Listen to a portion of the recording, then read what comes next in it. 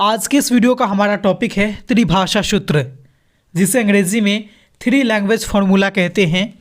तो त्रिभाषा सूत्र के संदर्भ में इस वीडियो के माध्यम से आप किन चीज़ों के बारे में अध्ययन करेंगे, चलिए उस पर एक नज़र डालते हैं। सबसे पहले आप जानेंगे त्रिभाषा सूत्र क्या होता है, इसके बाद त्रिभाषा सूत्र के अर्थ एवं परिभाषा को जानेंगे, साथ ही साथ त्रिभाषा सूत्र कब लागू किया गया, किसके द्वारा लागू किया गया, इसके बारे में जानेंगे और अंत में आप त्रिभाषा सूत्र लागू करने के क्या उद्देश्य थे, क्या विशेषता है इसकी और इससे क्या फ़ायदा होने वाले हैं, इन सभी बातों को आप इस वीडियो के माध्यम से संपूर्ण रूप से जानकारी को प्राप्त करने वाले हैं। तो स्वागत है एक बार फिर से आप सभी का अपने यूट्यूब चैनल RK स्टडी पे। इस यूट्यूब चैनल के इस वीडियो के माध्यम से आज हम सभी लोग त्रिभाषा सूत्र के बारे में जानकारी को प्राप्त करेंगे। जैसा कि हम सभी को पता है कि हमारा देश में अनेकों प्रकार की विविधताएं पाई जाती हैं। वह विविधता कई कारणों से होती है, जैसे पहनावे के आधार पे, रंग रूप के आधार पे, पर्व त्यौहार के आधार पे, संस्कृति के आधार पे, खान पान के आधार पे, साथ ही साथ भाषा के आधार पे। जिसमें से एक प्रमुख विविधता का कारण जो है वह हमारा भाषाई विविधता भी होती है। भाषाई विविधता कहने का मतलब ये है कि देश के विभिन्न क्षेत्र में अलग अलग प्रकार की भाषा बोली जाती है, यानी एक क्षेत्र और अन्य क्षेत्र के बीच भाषा अगर भिन्न है तो इसे भाषा विविधता कहते हैं। भाषा विविधता से हमारे देश में अनेकों प्रकार की समस्याएं उत्पन्न होती है, जैसे भाषा विविधता होने के कारण एक क्षेत्र के लोग दूसरे क्षेत्र के साथ विचार विनिमय नहीं कर पाते हैं, यानी कि उन्हें अपने संप्रेषण में काफ़ी समस्याओं का सामना करना पड़ता है, क्योंकि एक क्षेत्र की भाषा अलग है और दूसरे क्षेत्र की भाषा अलग है। जैसे कि आप उदाहरण के तौर पे देखेंगे तो उत्तर भारत की भाषा ज़्यादातर हिंदी होती है, जैसे कि बिहार हो गए, उत्तर प्रदेश है, झारखंड है, इन सबों में ज़्यादातर हिंदी बोली जाती है। वही आप दक्षिण भारत में चले जाइए जहां आपको ज़्यादातर अंग्रेज़ी भाषा का प्रयोग होते हुए दिखेंगे, या फिर उस जगह की क्षेत्रीय भाषा अलग है उसका लोग इस्तेमाल करते हैं। तो उत्तर भारत के लोग को दक्षिण भारत में समस्या आती है अपने विचारों को प्रकट करने में, वही दक्षिण भारत के लोग उत्तर भारत में अपने विचारों को आसानी से प्रदर्शित नहीं कर पाते हैं।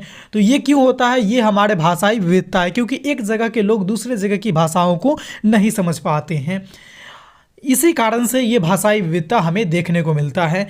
तो इस समस्या को दूर करने के लिए, भाषाई विविधता में एकता लाने के लिए कुछ ऐसी भाषा को अनिवार्य कर दिया गया है, जिससे अगर पूरे देश में सभी लोगों को शिक्षा दी जाएगी तो पूरे देश के सभी लोग उस भाषा यानी उस कॉमन भाषा के तौर पे सभी लोग अपनी बातों को, विचारों को दूसरे तक पहुंचा सकते हैं और दूसरे लोग भी उनकी बातों को समझ सकते हैं। ठीक है, इसीलिए एक ऐसी भाषा निश्चित की गई जिसे देश के प्रत्येक छात्रों को उसका शिक्षण देना अनिवार्य कर दिया गया है, जिसके फलस्वरूप सभी लोगों के बीच में जो भाषा संबंधी विविधताएँ आती हैं, समस्याएं आती है संप्रेषण के दौरान, विचार विनिमय के दौरान, वो चीज़ें खत्म हो जाएगी, क्योंकि सभी लोगों का एक खास भाषा होगा जो पूरे देशवासी उस भाषा को जानते होंगे, पूरे देशवासी उस भाषा की जानकारी रखते होंगे। इसी को मद्देनज़र रखते हुए, यानी भाषाई विविधता में एकता लाने के लिए त्रिभाषा सूत्र का निर्माण किया गया। अब हम लोग बात करेंगे त्रिभाषा सूत्र हम किसे कहेंगे। इसके लिए आपको सबसे पहले त्रिभाषा शब्द को जानना जरूरी है। त्रिभाषा सूत्र को समझने के लिए आप जैसे ही त्रिभाषा शब्द को जानिएगा आप इसके सारे मतलब समझ जाइएगा।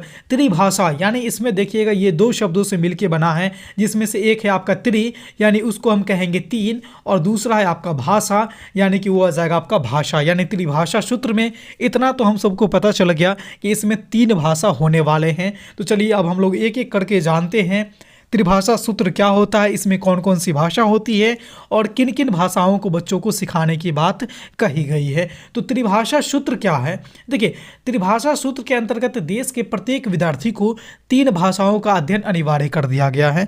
देश के किसी भी कोने के विद्यार्थी हो, उसको तीन भाषा की जानकारी होनी ही चाहिए, ये पाठ्यक्रम में शामिल कर दिया गया है। वो कौन कौन सी भाषा होनी चाहिए जिसे प्रत्येक देश के छात्रों को सिखाई जानी है, जिसमें से सबसे पहला आएगा आपका उसकी मातृभाषा या फिर वो जिस क्षेत्र में पैदा लिया है, जिस क्षेत्र में वो रह रहा है, जिस परिवेश में रह रहा है, उस क्षेत्र की उस क्षेत्रीय भाषा, परिवेशीय भाषा, यानी कि पहली शिक्षा ये उसको मातृभाषा होनी चाहिए या फिर क्षेत्रीय भाषा देनी है।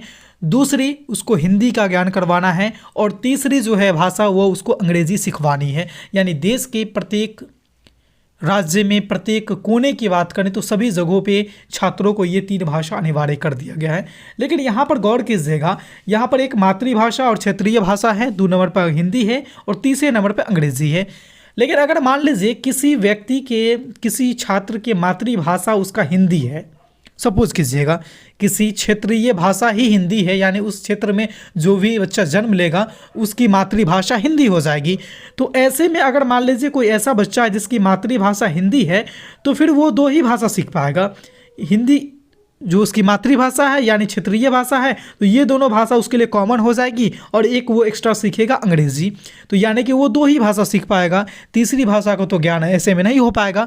तो इसके लिए भी हमारे संवैधानिक रूप से एक नियम बना हुआ है कि अगर किसी बच्चों का मातृभाषा या फिर क्षेत्रीय भाषा हिंदी है तो उसको 2 भाषा तो कॉमन है, एक आपको हिंदी सिखानी है और दूसरा अंग्रेजी सिखानी है।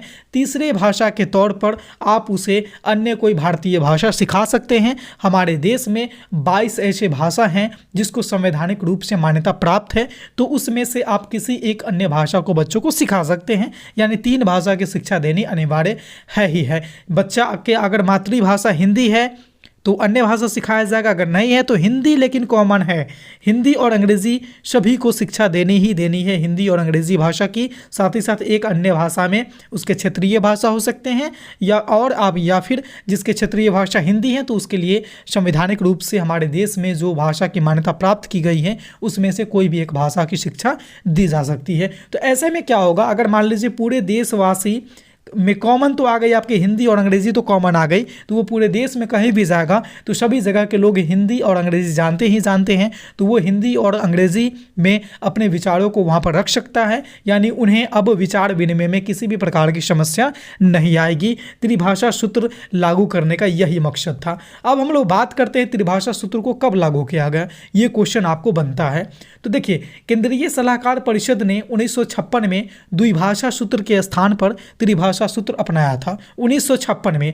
लेकिन भारत सरकार ने केंद्रीय सलाहकार परिषद के इस त्रिभाषा सूत्र की स्वीकृति जो है 1957 ईस्वी में की थी। यानी कि आप कह सकते हैं कि त्रिभाषा सूत्र हमारे देश में 1957 से लागू हुई है, जिसमें बच्चों को 3 भाषा सिखाने की योजना बनाई गई है, उसको अनिवार्य किया गया है। अब हम लोग बात करेंगे अपने इस टॉपिक के संदर्भ में कि त्रिभाषा सूत्र के उद्देश्य एवं उसके महत्व कौन कौन से होते हैं। सबसे पहला उद्देश्य की हम बात करेंगे तो भाषाई विविधता में एकता लाना है। त्रिभाषा सूत्र का सबसे पहला उद्देश्य है कि भाषाई विविधता जो भी है ना उसमें एकता लानी है। दूसरी बात करेंगे कि शिक्षा का माध्यम जो है मातृभाषा होनी चाहिए, यह त्रिभाषाई सूत्र का एक उद्देश्य था और इसका भी अध्ययन अनिवार्य करवानी है। ये उन्होंने इस बात को रखा है, त्रिभाषा सूत्र में ये बात मेंशन है, ये उसका एक उद्देश्य के रूप में है। ठीक है, साथ ही साथ अंग्रेजी विश्व भाषा है, यानी विश्व भर में बोली जाने वाली भाषा हमारा अंग्रेजी है। इसीलिए राष्ट्र के सभी राज्यों में, सभी क्षेत्रों में के बच्चों को अंग्रेजी भाषा की शिक्षा अनिवार्य कर दी गई है। दूसरी बात कि हमारे देश की जो राजभाषा है वह हिंदी है, जिसे 1949 ईस्वी में मान्यता दी गई है। तो राजभाषा हिंदी होने के कारण देश के सभी राज्यों में, देश के सभी क्षेत्रों में प्रत्येक बच्चे को हिंदी भाषा की शिक्षा भी अनिवार्य कर दी गई है। ये त्रिभाषा सूत्र के उद्देश्य एवं महत्व है।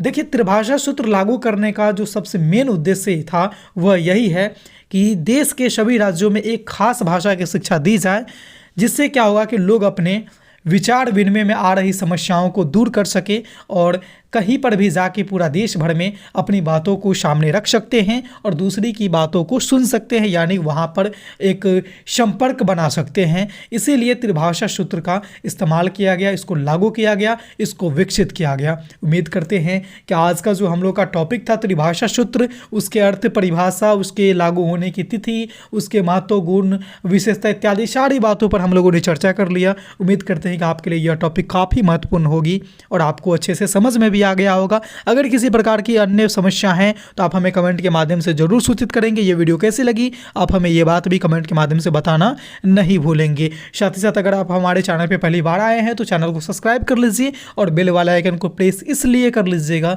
ताकि इस तरह की रोचक, महत्वपूर्ण और उपयोगी वीडियो में जब कभी भी अपलोड करूं तो उसका नोटिफिकेशन आप तक सबसे पहले पहुंच जाए। तो इस वीडियो में बस इतना ही था। फिर मिलते हैं अगले वीडियो में नए टॉपिक के साथ। तब तक के लिए देखते रहिए हमारे चैनल आर के स्टडी को। धन्यवाद।